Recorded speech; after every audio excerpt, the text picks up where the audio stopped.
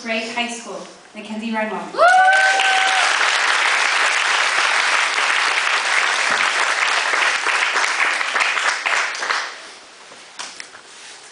My name is Mackenzie Reinwald, and I started Abercrombie in 2001 as a 5-year-old in Miss Steelan's class.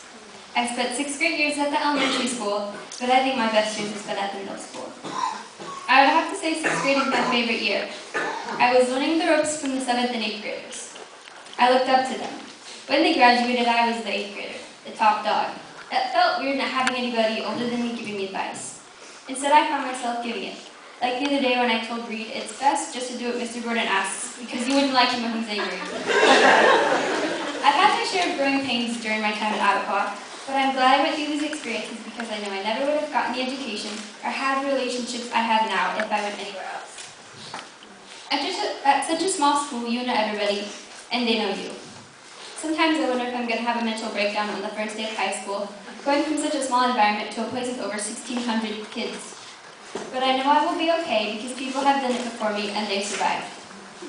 Along with the growing pains, I've also had really fun times, like frantically trying to kill a fruit fly at lunch, or playing cards Wednesday mornings with Reed and Harry, while hearing the distant sounds of Anna yelling at the drama kids to use their theater voice.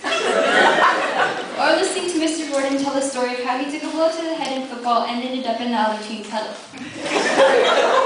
Way to take it for the team, Mr. G. I have learned so much, whether it's how to clean glass properly or how to use the Pythagorean theorem to find the length of the third side on a right triangle. I would love to go into detail about each teacher I've had at Abercrombie and how they've helped shape the person I am today, but you would be sitting here well into the night. You guys are the best teachers ever. Thank you.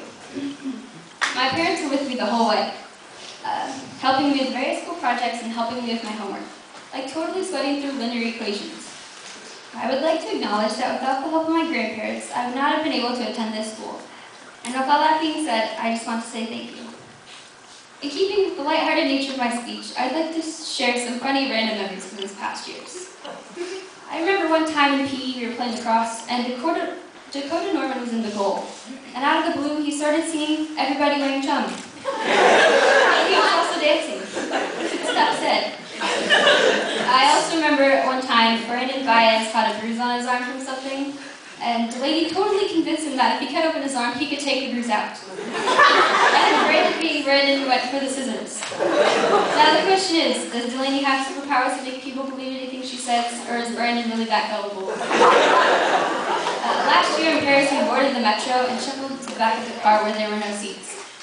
Somebody started humming Love Shack by the B-52s, and then somebody started singing. And pretty soon we were all singing along and dancing. If someone would have got that on video, Mark Boyd, it would have gone viral.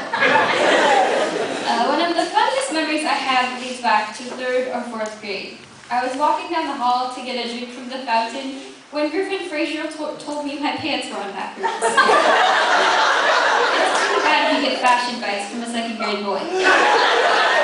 These are just a few of the many funny memories I have in the last 9 years.